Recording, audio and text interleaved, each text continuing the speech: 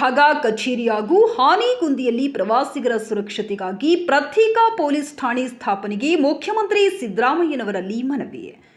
ಇಂದು ಬೆಂಗಳೂರಿನ ವಿಧಾನಸೌಧದಲ್ಲಿ ಮುಖ್ಯಮಂತ್ರಿ ಶ್ರೀ ಸಿದ್ದರಾಮಯ್ಯನವರನ್ನು ಶಾಸಕರಾದ ಗಾಲಿ ಜನಾರ್ದನ ರೆಡ್ಡಿ ಅವರು ಭೇಟಿ ಮಾಡಿ ಹಂಪಿಯಲ್ಲಿ ಪೊಲೀಸ್ ಉಪವಿಭಾಗ ಕಚೇರಿ ಹಾಗೂ ಆನೆಗುಂದಿಯಲ್ಲಿ ಪ್ರವಾಸಿಗರ ಸುರಕ್ಷತೆಗಾಗಿ ಪ್ರತ್ಯೇಕ ಪೊಲೀಸ್ ಠಾಣೆ ಸ್ಥಾಪನೆಗೆ ಮನವಿ ಸಲ್ಲಿಸಿದರು. ಹಂಪಿ ಹಾಗೂ ಆನೆಗುಂದಿ ವಿಶ್ವವಿಖ್ಯಾತ ಮತ್ತು ಐತಿಹಾಸಿಕ ತಾಣಗಳಾಗಿದ್ದು ಪ್ರತಿ ವರ್ಷ ದೇಶಾದ್ಯಂತದ ಸುಮಾರು 40 ಲಕ್ಷ ಪ್ರವಾಸಿಗರೊಂದಿಗೆ ವಿದೇಶಿಗಳಿಂದಲೂ 3 ಲಕ್ಷಕ್ಕೂ ಹೆಚ್ಚಿನ ಪ್ರವಾಸಿಗರು ಆಗಮಿಸುತ್ತಾರೆ. ಈ ಕಾರಣದಿಂದಾಗಿ ಇಲ್ಲಿನ ಪ್ರವಾಸಿಗರು ಹಾಗೂ ಸ್ಥಳೀಯ ಜನರ ಸುರಕ್ಷತೆಯನ್ನು ಖಚಿತಪಡಿಸುವ ಅಗತ್ಯತೆ ಇದೆ. ಶಾಸಕರಾದ ಗಾಲಿ ಜನಾರ್ದನ ರೆಡ್ಡಿ ಅವರು ಈ ಹಿಂದೆ ಅಖಂಡ ಬಳ್ಳಾರಿ ಜಿಲ್ಲೆಯ ಉಸ್ತುವಾರಿ ಸಚಿವರಾಗಿದ್ದಾಗ ಪ್ರವಾಸಿಗರ ರಕ್ಷಣೆ ದೃಷ್ಟಿಯಿಂದ ಹಂಪಿಯಲ್ಲಿ ಪೊಲೀಸ್ ಉಪವಿಭಾಗ ಕಚೇರಿ ಸ್ಥಾಪಿಸಿದ್ದರು. ಗಸ್ತು ತಿರುಗಲು ಪೊಲೀಸ್ ಸಿಬ್ಬಂದಿಗೆ ದ್ವಿಚಕ್ರ ವಾಹನಗಳ ವ್ಯವಸ್ಥೆ ಕೂಡ ಮಾಡಿದ್ದರು.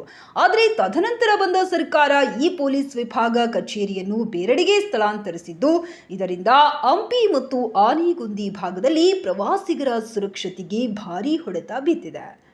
ಇತ್ತೀಚೆಗೆ ಹಂಪಿಯಲ್ಲಿ ಇಸ್ರೇಲಿ ಮಹಿಳೆಯ ಮೇಲೆ ನಡೆದ ಅತ್ಯಾಚಾರ ಮತ್ತು ಒರಿಸ್ಸಾ ವ್ಯಕ್ತಿಯ ಕೊಲೆಯ ಹೀನ ಕೃತ್ಯವು ಪ್ರಸ್ತುತ ಪರಿಸ್ಥಿತಿಯ ಗಂಭೀರತೆಯನ್ನು ಪ್ರತಿಬಿಂಬಿಸುತ್ತದೆ.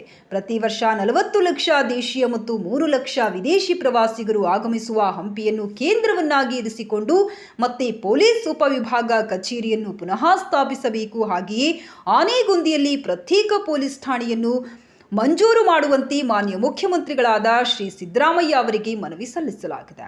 ಇದು ಹಂಪಿ ಮತ್ತು ಆನೆಗುಂದಿಗೆ ಆಗಮಿಸುವ ಪ್ರವಾಸಿಗರ ಭದ್ರತೆ ಮತ್ತು ಸ್ಥಳೀಯ ನಾಗರಿಕರ ಸುರಕ್ಷತೆಯ ದೃಷ್ಟಿಯಿಂದ ತಕ್ಷಣದ ಅವಶ್ಯಕತೆಯಾಗಿದೆ. ಸರ್ಕಾರವು ಈ ವಿಷಯದಲ್ಲಿ ತಕ್ಷಣ ಕ್ರಮ ಕೈಗೊಳ್ಳಬೇಕು ಎಂದು ಮನವಿ ಮಾಡಿದರು. ಇದೇ ಸಂದರ್ಭದಲ್ಲಿ ವಿಜಯನಗರ ಶಾಸಕರಾದ HR ಗವಿಯಪ್ಪ, ಕೂಡ್ಲಿಗಿ ಶಾಸಕರಾದ NT ಶ್ರೀನಿವಾಸ್ ಅವರು ಉಪಸ್ಥಿತರಿದ್ದರು.